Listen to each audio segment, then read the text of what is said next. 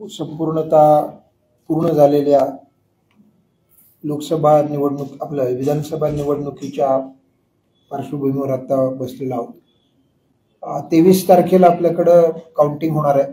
त्याची पूर्वतयारीचा आढावा आणि या इलेक्शनमध्ये काय टेकावे आहेत आणि किंवा काय काय आम्हाला वाटतं की जे चांगलं झालं किंवा त्याच्यामध्ये अजून काय सुधारणा कराव्या लागतील या बाबतीमध्ये थोडक्यामध्ये मी आपल्याला माहिती देतो. क्लोज अप पोल म्हणजे काल जिथं इलेक्शनचा पूर्ण झाल्यानंतर election commission of India encore नावाच्या ॲपमध्ये माहिती गोळा करतात. तर त्या 2 टप्पे असतात. एक पहिला टप्पा जो असतो की मतदान प्रक्रिया पूर्ण झाल्यानंतर ज्या वेळेला रिसीट होते म्हणजे मतपेट्या घेऊन किंवा ईव्हीएम घेऊन जेव्हा यंत्रणा येते त्यावेळेला त्यांच्याकडचे जे काही 17C नावाचा जो फॉर्म असतो ज्याच्यामध्ये मतदानाचा हिशोब लिहिला असतो. म्हणजे किती किती लोक एकूण मतदार होते, महिला पुरुष आणि एकूण, आणि त्यापैकी किती व्यक्तींनी मतदान केलं, मग त्याच्यामध्ये महिला पुरुष ट्रान्सजेंडर असं टोटल एकूण अशा प्रकारचा जो हिशोब असतो त्याचे एक ज्याला म्हणूयात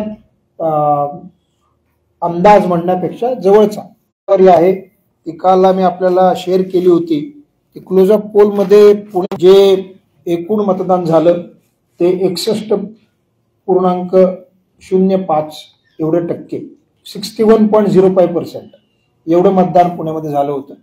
आणि ते जर बघितलं त्याचा एकूण ट्रेंड तर साधारणपणे लोकसभा सार्वत्रिक निवडणूक 2024च्या तुलनेमध्ये 10% अधिक वाढ झालेले जे मतदारसंघ आहे क्लोजर पॉल त्याच्यामध्ये मावळ, दौंड, भोसरी, शिरूर, जुन्नर आणि खेड आळंदी. मावळ, दौंड, भोसरी, शिरूर, जुन्नर आणि खेड आळंदी या मतदारसंघामध्ये साधारणपणे 10% जास्त वाढ ही लोकसभा सार्वत्रिक निवडणुकीपेक्षा झालेली आहे. आणि साधारणपणे 5 ते 10% जी वाढ झालेली आहे त्याच्यामध्ये इंदापूर, भोर, आंबेगाव, पुरंदर, चिंचवड आणि खडकवासला याच्यामध्ये साधारणपणे 5 ते 10% वाढ झाली आहे. त्यात इंदापूरची वाढ साधारणपणे 9% आहे, खडकवासलाची 5% आहे आणि भोरची 8% आहे. आणि मावळमध्ये जी वाढ झालेली दिसते पहिल्या ह्याच्यात मी तुम्हाला सांगितलं की 10%पेक्षा सगळ्यात जास्त वाढ जी आहे ती मावळमध्ये साधारणपणे 16%च्या आसपास ही वाढ आहे. आणि दौंडमध्ये ती 12%च्या वर आहे. भोसरी, शिरूरमध्ये ती 11%च्या दरम्यान आहे आणि जुन्नर, आळंदीमध्ये साधारणपणे 10% आहे. ही एकूण पुण्यामध्ये या पूर्ण निवडणुकीमध्ये साधारणपणे 6 आणि 6 12 मतदारसंघामध्ये ही वाढ दिसते. लोकसभेच्या तुलनेमध्ये कमी मतदान झालेले 3 मतदारसंघ आहेत जी अत्यंत निग्लिजिबल परंतु डेफिनेटली कसबा, पुणे कॅन्टोन्मेंट आणि कोथरूड या ठिकाणी साधारणपणे 0.20 to 0.46 एवढी कमी झाली. कोथरूड, कसबा आणि पुणे कॅन्टोन्मेंट. तर पुणे कसबा पेठेमध्ये साधारणपणे 0.4च्या मायनस झाली म्हणजे कमी झाली. पुणे कॅन्टोनमध्ये पण 0.2 कमी झाली आणि कोथरूडमध्ये पण 0.2 कमी झाली. म्हणजे 3 मतदारसंघामध्ये लोकसभेच्या तुलनेमध्ये कमी मतदान झालेलं आहे. आता आपण जर बघितलं तर यावेळेला पुण्याच्या एकूण मागच्या कालच्या निवडणुकीमध्ये आणि आपणही बऱ्याच जणांनी समक्ष भेटून किंवा फोनद्वारे किंवा मेसेजद्वारे आपण पूर्ण वेळ काल फील्डमध्ये होता. यावेळची जी प्रामुख्यानं आमच्या दृष्टीने टेकावे आहेत ती की यावेळेला पुण्याला खूप वर्षानंतर मतदार यादीमध्ये फार ज्याला म्हणतात चुका अशा काय झाल्या नाहीयेत किंवा तसं काय आमच्याकडे रिपोर्टही फार झाला नाही. म्हणजे फार अगदी तुरळक प्रमाणामध्ये की नाव सापडत नाहीये किंवा नावच आम्ही भरलं आणि पण नाव आलं नाही अशा प्रकारच्या तक्रारी ज्या नॉर्मल खूप येतात पहिल्या 2-3 तासामध्ये, कालच्या इलेक्शनमध्ये अशा प्रकारच्या कुठल्याही तक्रारी आमच्याकडे प्राप्त झाल्या नाहीत. आणि जे मतदानाची टक्केवारी जी तुम्ही बघितली ते साधारणपणे 5%पेक्षा जास्त म्हणजे मागच्या वर्षीचे जर लोकसभेचं आपण मतदान बघितलं हे 55.56% आहे. त्या तुलनेमध्ये साधारणपणे 5%पेक्षा जास्त वाढ ही पूर्ण पुणे जिल्ह्यामध्ये झाली. ही अनप्रेसिडेंट याच्या अगोदर कधी एवढी वाढ झालेली नाही. आणि याचं मला वाटतं ड्यू ज्याला क्रेडिट किंवा श्रेय ज्याला म्हणावं लागेल किंवा खूप प्रयत्न जे केले गेले त्याच्यामध्ये त्याच्यात अनेक स्वीपद्वारे गेली 1.5 वर्ष यंत्रणा काम करत होती. लोकसभेमध्ये आम्हाला त्याचा थोडा परिणाम जाणवला आणि विधानसभेत जास्त जाणवला. आणि त्याच्यामध्ये सर्वप्रथम मला असं वाटतं की लोकसभेच्या अगोदर जी मतदार यादी आमची प्रसिद्ध झाली होती आणि त्याच्यामध्ये अनेक नागरिकांनी अनेक मतदारांनी त्यांची नावं नाही आहेत अशा ज्या किंवा नावं नवीन घालायची आहेत अशा प्रकारचे हे केले होते. त्यामुळे जवळजवळ 60,000 पेक्षा जास्त त्या दरम्यानच आम्ही फॉर्म भरून घेतले होते आणि त्यामुळे ही नावं ऍड झाली. प्लस पूर्ण प्रक्रियेमध्ये जर आपण बघितलं तर मागच्या लोकसभा सार्वत्रिक निवडणूक 2024 च्या मागच्या 6 महिन्यामध्ये आणि आतापर्यंत एकूण 5,13,843 या 6 महिन्यामध्ये मतदार वाढलेत. 5,13,843 हे साधारणपणे 5,13,000ची जी वाढ आहे गेल्या 6 महिन्यामधली वाढ आहे की जे जे काही मतदार यादीमध्ये नावं नव्हती ती आपण ऍड केली. आणि आपण कम्पेअर जर केलं तर विधानसभा सार्वत्रिक निवडणूक 2024 आणि आत्ताची सार्वत्रिक निवडणूक जवळजवळ 7,93,342 एवढे मतदारांनी जास्त मतदान केलंय. म्हणजे आपल्या आत्ताच्या विधानसभेमध्ये लोकसभेपेक्षा म्हणजे आता जी लोकसभा झाली त्याच्यापेक्षा म्हणजे लोकसभा 2024च्या अगेन्स्ट विधानसभा 2024 मध्ये 7,93,000 साधारणपणे एवढा मतदान जास्त झालेलं आहे. इन्क्रीज वोटिंग आणि खूप मेजर मला वाटतं वाढ आहे. आणि डेफिनेटली आम्हाला असं वाटतं की जे कॅम्पेन घेण्यात आले होते विशेषतः तरुण तरुणींकरता, महिलांकरता, कामगारांकरता आणि या इन जनरल IT सेक्टरमधल्या मंडळींकरता त्याचा खूप फायदा डेफिनेटली दिसतो. सेकंडली यावेळेला मतदार यादीमध्ये जास्तीत जास्त ती मतदारांनी नावं घेण्यासाठी आपण कॅम्पेन घेतलेच होते आणि त्या ज्या लोकांनी नाव नोंदवली त्या ठिकाणी किंवा लोकसभेमध्ये आम्हाला असं वाटलं होतं की या ठिकाणी कमी मतदान झाले, 50% पेक्षा कमी मतदान किंवा असेंब्ली सेगमेंट लोकसभेचं जे त्यांचं एकूण हे होतं असेंब्लीचं, समजा उदाहरणार्थ कसब्यामध्ये 50% जर असेंब्ली त्या कसब्यामध्ये लोकसभेमध्ये असेल त्याच्यापेक्षा कमी मतदान झाली. साधारणपणे 2,000 ते 2,500 केंद्र आम्ही आयडेंटिफाय केली होती आणि त्या ठिकाणी विशेष प्रयत्न केले होते सर्वच मतदारसंघामध्ये की ज्याचं पर्सेंटेज पर्टिक्युलर मतदान केंद्राचं पर्सेंटेज त्या असेंब्ली सेगमेंटच्या ॲव्हरेज पर्सेंटेजपेक्षा जर कमी आहे तर त्या ठिकाणी डेफिनेटली आम्ही केलं होतं. दुसरा त्याच्यामध्ये एक चांगला ज्याला परिणाम की आम्ही यावेळेला साधारणपणे 200 पेक्षा जास्त नवीन मतदान केंद्र काढली होती. रॅशनलायझेशन म्हणजे एकाच शाळेमध्ये एकापेक्षा जास्त जिथं मतदान केंद्र होती तिथं सारख्या प्रमाणात मतदान येण्याकरता रॅशनलायझेशनची प्रक्रिया केली होती. त्याच्यामध्ये जवळजवळ 600-650च्या दरम्यान मतदान केंद्रांमध्ये स्थानामध्ये थोडा बदल झाला होता. 200-250 तर नवीनच आमची मतदान केंद्र होती. 127 मतदान केंद्र आम्ही कोऑपरेटिव्ह सोसायटीमध्ये हाऊसिंग सोसायटीमध्ये काढली होती. आमच्या दृष्टीने सगळ्यात मोठे चॅलेंज होते की या मतदारांपर्यंत पोहोचणं, यांना हे सांगणं की बाबा तुमचं आता मतदान या केंद्रामध्ये नाही तर या केंद्रामध्ये आहे आणि हा असा बदल झालेला आहे. पण मला वाटतं गेल्या 3 आठवड्यामध्ये खूप चांगलं कॅम्पेन आमच्या सर्व अधिकाऱ्यांनी आणि कर्मचाऱ्यांनी स्वीपच्या माध्यमातून इतर माध्यमातून केलं. पुणे महानगरपालिका, पिंपरी चिंचवड महानगरपालिकेने पण खूप मोठं सहकार्य केलं आणि त्यांच्या वॉर्ड ऑफिसेसमध्ये आम्ही know your polling station, find your name असे जवळजवळ 40 आम्ही कंट्रोल रूम्स किंवा हेल्प सेंटर तयार केली होती, हेल्प डेस्क तयार केले होते. त्याचा फार मोठा फायदा आम्हाला निश्चितपणे झाला. आमचं वोटर इन्फॉर्मेशन स्लिप सुद्धा खूप चांगलं वाटप झालं होतं. यावेळेला 93% वाटप झालं होतं. त्याचाही फायदा कदाचित आम्हाला निश्चित झालेला दिसतोय. आणि सगळ्यात एक चांगला फॅक्टर जो मागच्या वेळेला आम्ही अनुभवला होता की हाऊसिंग सोसायटीच्या बरोबर आम्ही टायप केलं होतं हाऊसिंग फेडरेशनच्या माध्यमातून आणि ज्याच्यामध्ये जवळजवळ 2,000 पेक्षा जास्त सोसायटींचा सहभाग होता. त्यातल्या 785 सोसायटीमध्ये हेल्प डेस्क त्या स्वतःच सुरू केली, हेल्प सोसायट्यांनीच, आणि ते स्वयंस्फूर्तीने सुरू केले होते. चेअरमन, त्यांचे सेक्रेटरी, आमचे BLOs, BLAs, आणि त्याचाही खूप चांगला फायदा याच्यामध्ये झाला.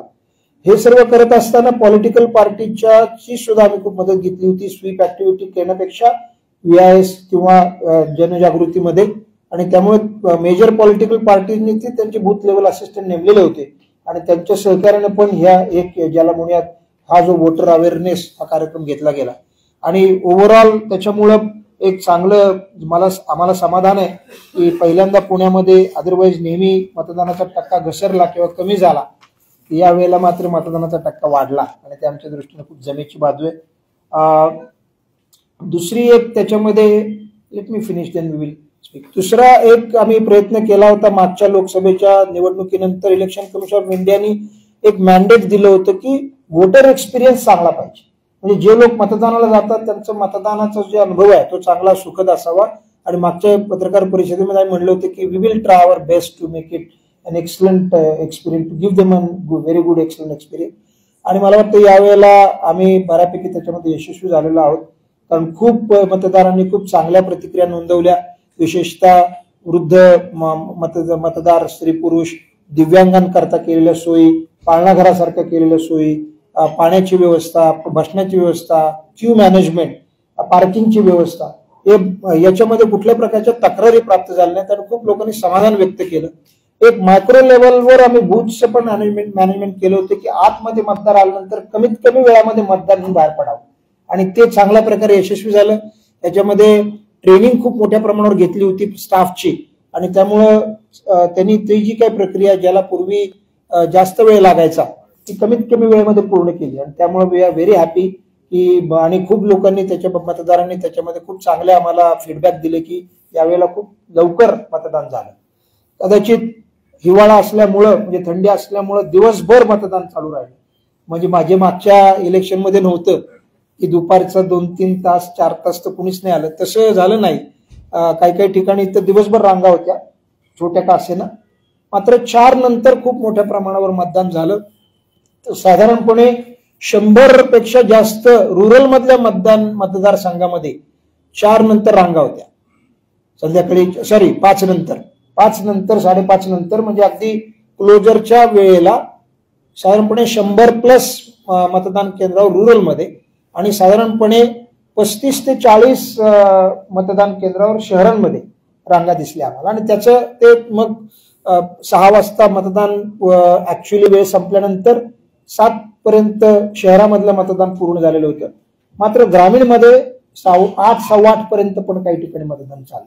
उदाहरणार्थ दौंडमध्ये, मावळमध्ये, इंदापूरमध्ये या 3-4 ठिकाणी निश्चितपणे मतदान जे होतं ते 7:30, 7:45, 8 वाजेपर्यंत चाललं आणि त्यामुळे मग साहजिकच त्या ठिकाणावरनं ईव्हीएम परत येणं याला उशीर झाला.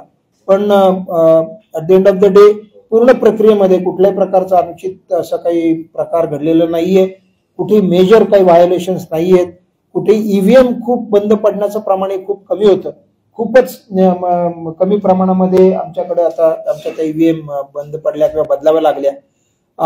कायदा सुव्यवस्थेच्या दृष्टीने सुद्धा अजिबात कुठेही असं काही मेजर कुठलाही प्रकार घडला नाही आणि त्यामुळं जे ऑब्झर्व्हर होते पूर्ण पुण्यामध्ये एकूण 10 जनरल ऑब्झर्व्हर, 5 एक्सपेंडिचर ऑब्झर्व्हर आणि 1 पोलीस ऑब्झर्व्हर असे 16 ऑब्झर्व्हर होते. सर्व ऑब्झर्व्हरनी या पूर्ण प्रक्रियेबद्दल खूप समाधान व्यक्त केलेलं आहे. आज सकाळी साधारणपणे शेवटचं आमचं जे सीलिंग झालंय ते 11च्या दरम्यान सर्व सील झाल्या मतपेट्या म्हणजे ईव्हीएम. त्याच्यामध्ये मी सांगू इच्छितो आपल्याला की 8 पुण्यामधले 6 प्लस खडकवासला आणि हडपसर अशा 8 मतपेट्या ईव्हीएम FCI मध्ये गोडाऊनमध्ये आपण ठेवलेले आहेत. तिथंच त्याच्या स्ट्रॉंग रूम आहे. पिंपरी आणि मावळ पिंपरी आणि भोसरी या 2 मतदारसंघाच्या ईव्हीएम ह्या बालेवाडी स्टेडियम मधल्या स्ट्रॉंग रूम मध्ये ठेवलेल्या आहेत. चिंचवडची जी ईव्हीएम्स आहेत त्या पिंपरी चिंचवड महानगरपालिका कर्मचारी संचलित जे एक स्वर्गीय शंकर गावडे कामगार भवन, स्मृती भवन, त्या ठिकाणी चिंचवडमध्ये तिथं स्ट्रॉंग रूम आहे, त्या ठिकाणीच त्या ठेवलेल्या आहेत. उर्वरित ज्या ईव्हीएम्स आहेत ते त्या तालुक्याच्या प्लेसेसला ठेवलेल्या आहेत. शिरूर मधलं मात्र रांजणगाव MIDC मध्ये आपण EVM स्ट्रॉंग रूम केली होती, त्या ठिकाणी ठेवण्यात आलेलं आहे. आणि मी आता जे स्थळ ठिकाणी सांगितली त्याच ठिकाणी 23 तारखेला काउंटिंग जे होणार आहे ते त्याच ठिकाणी होणार. म्हणजे आपल्या माहितीसाठी एकूण पुण्यामध्ये आणि हे जे काउंटिंग होणार आहे FCI गोडाऊन मध्ये 8 मतदारसंघाचं, बालेवाडीमध्ये 2 मतदारसंघ, चिंचवडमध्ये 1, रांजणगावमध्ये शिरूरचं आणि बाकी सगळ्या ग्रामीण आहेत ते त्या तालुका प्लेसेसला. या ज्या EVM ठेवल्या जातात त्याचा एक प्रोटोकॉल आहे. EVM स्ट्रॉंग रूमची सर्व यंत्रणांकडून अगोदर तपासणी केली जाते. त्यात PWD आहे, फायर ब्रिगेडचे फायरचे लोक आहेत, इलेक्ट्रिकल PWD डिव्हिजन आणि त्यांच्या आणि पोलीस अशा सर्वांची 2-2दा तपासणी होते. त्याचं फिटनेस सर्टिफिकेट घेतले जातात आणि मगच EVM स्ट्रॉंग रूम फायनल केले जातात. त्याच्यामध्ये त्यांना जे आवश्यक बदल आवश्यक सूचना ते केल्या जातात ते पण केलं जातं. प्रत्येक ठिकाणी एकदा EVM आत गेल्यानंतर त्याचं CCTV त्याच्या बाहेरच्या बाजूला जे CCTV जे आहेत त्याचं डायरेक्ट थेट प्रक्षेपण आम्ही व्ह्यूइंग रूम मध्ये करतो.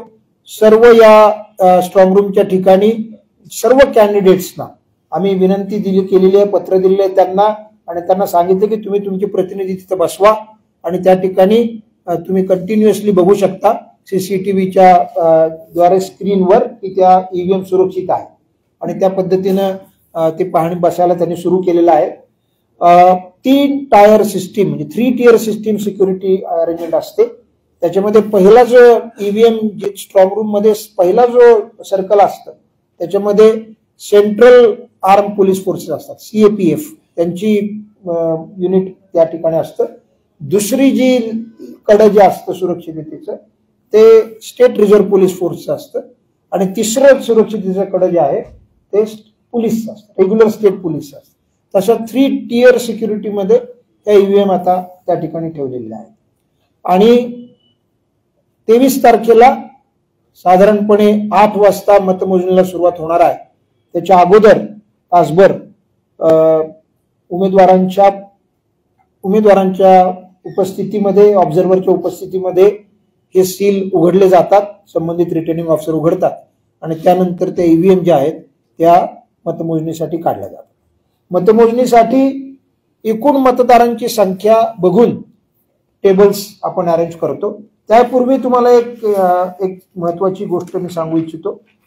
पोस्टल बॅलेट हा एक खूप यावेळेला मेजर एक्सरसाइज घेतला होता आणि खूप चांगल्या पद्धतीचं मतदान पुणे जिल्ह्यामध्ये झालेलं आहे. पोस्टल बॅलेटमध्ये जे कर्मचारी निवडणुकीमध्ये व्यस्त असल्यामुळं मतदान करू शकत नाहीत अशा सर्व अधिकारी आणि कर्मचाऱ्यांना पोस्टल बॅलेटची सुविधा उपलब्ध करून दिली होती. कारण ते कर्मचारी त्यांच्या जिथे राहतात त्या ठिकाणी काम करत नाही, ते बाहेर जातात आणि त्यामुळे त्यांना मतदान करता येत नाही. आपल्याकडे आणि हा एक पोस्टल बॅलेटचा प्रकार झाला कर्मचारी अधिकाऱ्यांना देण्याचा. दुसरे पोस्टल बॅलेट जे असतात ते होम वोटिंगचे पोस्टल बॅलेट असतात. होम वोटिंग 2 प्रकारे होतं. एक 85+ ज्या व्यक्तींनी 12D भरून दिला आमच्याकडे तो अप्रूव्ह झाला त्यांचा आम्ही घरी जाऊन वोटिंग करतो. दुसरं जे दिव्यांग मतदार आहेत त्यांनी जर आम्हाला तसं त्या 40% पेक्षा जास्त दिव्यांगत्व आणि त्यांना लोकोमोटिव्ह डिसेबिलिटी ज्यांना येणे शक्य नाही अशा व्यक्तींकडे जर त्यांनी भरून दिलं तर त्यांचं मतदान आपण घेतो. हा दुसरा पोस्टल बॅलेटचा प्रकार आहे. आणि तिसरं एक बॅलेट असतात त्याला इलेक्ट्रॉनिकली ट्रान्समिटेड पोस्टल बॅलेट असं म्हणतात, ETPBMS. ते त्याच्यासाठी एक यंत्रणा आहे ऑनलाईन जी उपलब्ध, जी केवळ असते ती सोल्जर, सर्व्हिंग सोल्जर जे असतात आपले सैनिक त्यांच्यासाठी असते. तर मी आपल्याला या एकूण प्रक्रियेची माहिती देतो. एकूण आपल्याकडे निवडणूक कर्मचारी आणि पोलीस आणि यावेळेला आपण पोलिसांकडनं, पोलीस सुद्धा कर्मचारी पोलिसांकडनं पण आपण पोस्टल बॅलेट भरून घेतले होते. तर यावेळेला आपल्याला फॉर्म 12 जे प्राप्त झाले होते पोलीस आणि पोलीस निवडणूक कर्तव्यातील कर्मचारी आणि पोलीस यांच्याकडून ते 27,962 एवढे मोठ्या प्रमाणावर पोस्टल बॅलेटचे फॉर्म प्राप्त झाले. आणि मला खूप त्याच्यामध्ये जे अर्ज प्राप्त होतात त्याच्यामध्ये तपासणी केली जाते, त्यांचं मतदान नाव बरोबर आहे का, त्यांनी दिलेला पत्ता बरोबर आहे का वगैरे वगैरे, आणि त्याला मान्यता दिली. तर आपण 27,205 बॅलेट आपण टपाली पत्रिका मंजूर केल्या आणि त्यांना त्या वाटल्या. म्हणजे एकूण 27,962 अर्जापैकी 27,205 टपाली मतदार आपण अप्रूव्ह केलं, त्यांना वाटलं. आणि मला सांगायला खूप आनंद होतोय की 25,105 व्यक्तींनी आपला मतदानाचा हक्क हा बजावलेला आहे. 25,105 जिथं प्रत्यक्ष त्यांनी मतदान केलेलं आहे. आणि त्याच्यामध्ये पोलिसांमध्ये 11,458 एवढ्या मोठ्या प्रमाणावर पोलिसांचं मतदान प्राप्त झालं. 11,458. आणि आमचे दत्ता कवितके म्हणून जे अधिकारी आहेत त्यांनी खूप चांगलं काम या ठिकाणी केलं आणि मला त्यांचं खूप खूप कौतुक करायचं आहे. कारण हे खूप किचकट काम होतं. कारण पुण्यामधल्या तर टपाली पत्रिका आहेतच, परंतु इतर जिल्ह्याच्या सुद्धा टपाली पत्रिका, म्हणजे समजा एक मतदारसंघ घेतला की कोथरूड, तर कोथरूड आणि प्लस उर्वरित 287 मतदारसंघ अशा त्या पत्रिका घेतल्या. मग त्या तेवढ्या ठिकाणी वाटल्या आणि त्या आपल्या ज्या पुण्यात होत्या तिथं पुण्यात वाटल्या. असा तो सगळा कार्यक्रम होता आणि खूप इलॅबोरेट ही सिस्टीम राबवली गेली. म्हणजे त्याची फॅसिलिटी, त्याचे कलेक्शन सेंटर्स डिस्ट्रिक्ट लेवलला, मग त्याची डिव्हिजन लेवलला एक कलेक्शन सेंटर, आणि मग त्या डिव्हिजनच्या इंटर डिस्ट्रिक्ट एक्सचेंजची सेंटर, असं तो खूप कॉम्प्लिकेटेड पार्ट होता आणि त्यांनी खूप तो सक्सेसफुली पूर्ण केला आणि उत्साहाने सर्व मतदारांनी पण त्याच्यामध्ये भाग घेतला. निवडणूक कार्य प्रमाणपत्र, ज्याला EDC म्हणतो, इलेक्शन ड्युटी सर्टिफिकेट, म्हणजे ज्या ठिकाणी तुम्ही मतदारसंघ आहे तुमचा, जिथे तुमचं वोटिंग आहे तिथंच तुम्ही कार्यरत आहात. आपल्याकडे अनेक महिला कर्मचारी त्याच मतदारसंघामध्ये त्यांचं नियमानुसार हे होतं. त्यांना आपण जवळजवळ 6,958 एवढ्या मतपत्रिका EDC आपण दिले होते. आणि त्या प्रमाणात किती मतदान झालं आता ते 17C मध्ये कळेल. म्हणजे ज्या वेळेला आम्ही ते उघडू 23 तारखेला त्यावेळेला आम्हाला कळेल. पुणे जिल्ह्यामध्ये एकूण 32,063 एवढ्या निवडणूक अधिकारी आणि कर्मचाऱ्यांनी आपला मतदानाचा हक्क बजावला. आपल्या इथे 32,063, म्हणजे बाहेरच्या जिल्ह्यांच्या सुद्धा मतपत्रिका आपल्याकडे येतात की जे बाहेरच्या जिल्ह्यामध्ये त्यांनी तिथं कामाला आहे, त्यांनी भरला तिथला फॉर्म, त्याचं मतदान आहे, तर तो त्या पद्धतीनं मग त्या फॉर्म आपल्याकडे, तसे आपल्याकडे आपण तिकडे पण जातो. तर एकूण गृहमतदान जे झालेलं आहे ते 85 प्लस 1,844 एवढ्या व्यक्तींनी गृहमतदान केले.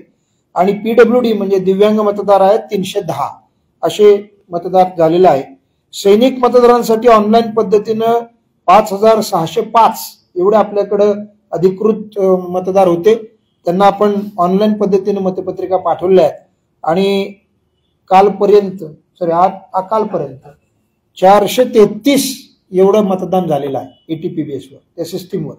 हे पण आपण काउंटिंगच्या दिवशी 8 वाजेपर्यंत ATPBS वर आलेल्या मतपत्रिका विचारात घेतल्या जातात. 8 वाजता ते बंद केलं जातं. तर ह्या पुढच्या आज उद्याचा दिवस आणि परवा सकाळी 8 वाजेपर्यंत ATPBSच्या मतपत्रिका येऊ शकतात. मात्र इतर पोस्टल बॅलेटचं काम संपलेलं आहे.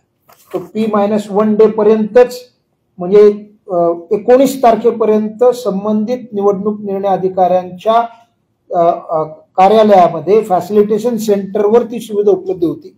ते तेवढं जेवढं मतदान झालं तेच फायनल आहे, दॅट इज फ्रोझन. तर या पद्धतीनं हा पोस्टल बॅलेटचा एक मोठा एक्सरसाइज आपण अत्यंत चांगल्या पद्धतीनं पार पाडलेला आहे. आता एकूण जे टेबल, त्याच्यासाठी मी म्हणलं तसं की या एकूण रेग्युलर EVM मध्ये पडलेली मतं आणि पोस्टल बॅलेट हे याची 2 वेगळी मोजणीची पद्धत आहे. पोस्टल बॅलेटसाठी आणि ETPBS साठी वेगळे टेबल असतात आणि EVM मोजण्यासाठी वेगळी टेबल असतात. पहिल्यांदा पोस्टल बॅलेटची मोजणी सुरू होते आणि पोस्टल बॅलेटची मोजणी सुरू झाल्यानंतर आपण EVM तपासायला घेतो. तर आपल्याकडे जी संख्या आहे, टोटल जे पोलिंग स्टेशन आता आपण मतमोजणी करणार आहोत ते 8,462 एवढ्या पोलिंग स्टेशन मध्ये मतमोजणी होईल. त्याच्यात total tables for EVM counting, म्हणजे EVM ची मशीन मोजण्यासाठी 391 टेबल पूर्ण 21 मतदारसंघामध्ये आहे. 391, बरोबर. पोस्टल बॅलेटसाठी काउंटिंग टेबल 87 ठेवलेले आहेत. प्रत्येक ह्याच्यानुसार त्यांच्या संख्येनुसार साधारणपणे 400 पोस्टल बॅलेटसाठी एक टेबल असं आम्ही ठेवलेलं आहे. 400 मॅक्सिमम. आणि ETPBS 28 टेबल आहेत. काही ठिकाणी 2 आहेत, काही ठिकाणी 1च आहे. ते पण त्या आम्हाला माहिती असतं अगोदरच की कुठली ठिकाणी जास्त ETPBS आहे.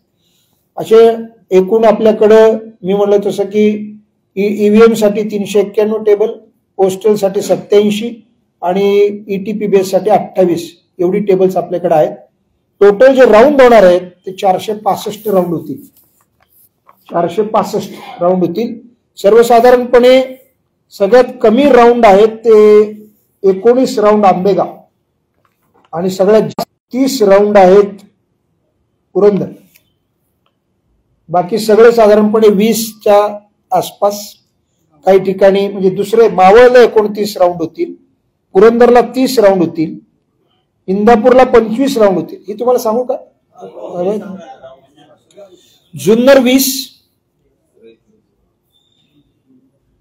20, आंबेगाव 19, खेड आळंदी 20, शिरूर 20, दौंड 23, इंदापूर 25, बारामती 20, पुरंदर 30, भोर 24, मावळ 29, चिंचवड 24, पिंपरी 20, भोसरी 22, वडगाव शिरी 22, शिवाजीनगर 20, कोथरूड 20, खडकवासला 25, पर्वती 20,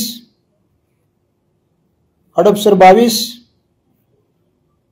कॅन्टोन्मेंट 20, कसबापेठ 20 असे टोटल 465 राऊंड मध्ये ही मतमोजणी प्रक्रिया पूर्ण होईल. याच्यासाठी मी म्हणलं तसं की इलॅबोरेट अरेंजमेंट केलेले आहेत. उमेदवारांचे जे मतमोजणी प्रतिनिधी आहेत त्यांना स्वतंत्र म्हणजे आतमध्ये प्रवेश, पत्रकारांसाठी आणि मीडियासाठी मीडिया सेंटरची व्यवस्था आम्ही केलेली आहे. त्या ठिकाणी आम्ही इंटरनेट फॅसिलिटी दिलेल्या आहेत. त्या ठिकाणी आम्ही तुमचे डेस्कटॉप पण ठेवतो आहोत की तुम्ही ऑनलाईन पण ते बघू शकता. नाही, आम्ही 3 आता लीज लाईन टाकले प्लस जास्त तुम्हाला देऊ शकतो आम्ही, काही अडचण नाही. जास्त डेस्कटॉप देऊ, हरकत नाही. डेस्कटॉप जास्त देतो. दुसरी जी एक दुरुस्ती, मागच्या वेळेला खूप धावपळ करावी लागली, बऱ्याच लोकांची वजन कमी झाली तर आम्ही, आणि विशेषतः माझ्या डाव्या बाजूला बसल्या 2 नंबरच्या मित्रांनी खूपच त्याला त्रास झाला. त्यामुळे यावेळेला आणि त्याच्या विशेष आणि बऱ्याच मंडळींच्या तर यावेळेला ती आपण दुरुस्ती केली आहे. यावेळेला तुम्ही बँक अपोजिट काउंटिंग हॉल आहात, म्हणजे मध्ये फक्त लिटरली 50 फूट अंतर आहे. फक्त एवढीच विनंती आहे की आपल्याला मीडिया सेंटरलाच मोबाईल, तिथंच तुम्हाला मोबाईल तिथपर्यंत नेता येईल. तिथून तुम्हाला काउंटिंग हॉलला जाताना मोबाईल तुम्हाला नेता येणार नाही. तर तुमच्या व्यवस्था तुम्ही करा. तुम्हाला अशा ट्रायपॉडवर कॅमेरा नेता येणार नाही, उलट मोबाईल तर नाहीच नाही. आणि पोलिसांना आम्ही तशा सूचना दिलेल्या आहेत. आपणही कारण नसताना गैरसमजातनं एखाद्या तुमच्या पत्रकार मित्राला किंवा यांना माहीत नसेल तर त्यांना सांगा की हे आपण फॉलो करणार आहोत. आणि त्याच्यामध्ये तुम्हाला जो गायडेड आतमध्ये ऍक्सेस आहे त्याबद्दल काहीच प्रॉब्लेम नाही. तुम्ही आतमध्ये जाऊन बघू शकता, तुम्ही फोटोही घेऊ शकता. फक्त त्याची गुप्ततेचा भंग होणार नाही अशा पद्धतीने ते करा. आणि रेग्युलरली प्रत्येक राऊंड नंतर साधारणपणे तुम्हाला ती माहिती मिळेलच. आम्ही अनाऊन्स पण करू. प्रत्येक आरो त्याच्या याच्यामध्ये अनाऊन्समेंट करतील. सुरुवातीला पोस्टल बॅलेट जेव्हा मोजता साधारणपणे 12च्या सुमारापर्यंत पोस्टल बॅलेट संपतील असा आमचा अंदाज आहे. त्याच्या अगोदरही संपतील, कमी असतील तर. आणि राऊंड वाईज मग ते डिक्लेअर करत जातील. पोस्टल बॅलेट मात्र फायनल राऊंडलाच होतो. जो रेग्युलर ईव्हीएमचा राऊंड आहे तो डिक्लेअर होतो. तर साधारणपणे 15 मिनिटांमध्ये एखादा 15 ते मॅक्सिमम 20 मिनिटांमध्ये 15 मिनिटांमध्ये होऊ शकतो ईव्हीएमचा राऊंडचा, काही प्रॉब्लेम नसतो. त्यामुळे वी एक्सपेक्ट 20-25 राऊंड जरी म्हणलं तरी We expect around 2 o'clock.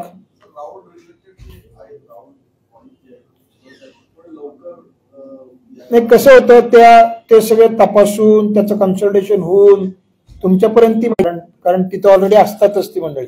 पण आपण राऊंडचा जो काय निर्णय तो आरोला नोकर करायला सांगू. यावेळेला सोपं आहे. लोकसभेला काय होतं, राऊंडचा डिक्लेअर करताना त्यापत्र करून कन्सल्टेट करून डिक्लेअर करायला वेळ लागतो. इथं काय होत नाही. इथं डायरेक्ट आम्ही बोर्डवर पण लिहितो प्लस डिक्लेअर पण करून टाकतो. असेंब्लीला प्रॉब्लेम येत नाही, कारण त्याला काय बाकीची गोळाबेरीज करायची नसते. त्या राऊंडला धडाधड कॅन्डिडेटने टाकायचे असतात. त्यामुळे तशी अडचण येणार नाही लोकसभेच्या सारखी. तर ती पण व्यवस्था म्हणजे ती पण तयारी आमची झालेली आहे. एकूण मला असं वाटतं की साधारणपणे 3 वाजेपर्यंत 2 ते 3 वाजेपर्यंत, काही ठिकाणी 2 काही ठिकाणी 3 वाजेपर्यंत आमचा अंदाज आहे की we should be able to finish counting आणि आम्ही पूर्णतः निकाल जाहीर करू. यासाठी 21 काउंटिंग ऑब्झर्वर आपल्याकडे नियुक्त झालेले आहेत. पहिले जे 10 जनरल ऑब्झर्वर होते ते आहेतच आणि 11 नवीन ऑब्झर्वर आलेले आहेत. त्याचं रँडमायझेशन, या स्टाफचं रँडमायझेशन जे होतं ते आज झालं त्यांच्या उपस्थितीमध्ये. आणि 23 तारखेला सकाळी स्टाफ आता अलॉट झालेला आहे असेंब्लीला. टेबल मात्र अलॉट झालेलं नाही. 23 तारखेला ते टेबल पण अलॉट होतील. आणि या प्रत्येक टेबलवर एक मायक्रो ऑब्झर्वर पण असतो. एक मायक्रो ऑब्झर्वर, एक सुपरवायझर आणि काउंटिंग स्टाफ असे ती एकूण टीम काम करते.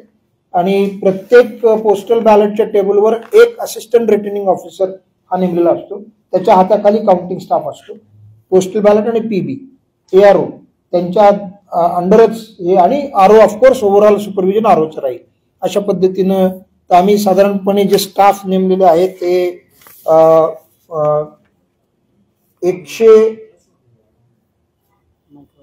169 मायक्रो ऑब्झर्वर आम्ही नेमलेत 528, काउंटिंग सुपरवायझर 553 आणि काउंटिंग असिस्टंट 577. अशा प्रकारे हे तुम्ही नाही अवेलेबल स्टाफ आहे. तुम्हाला किती पाहिजे?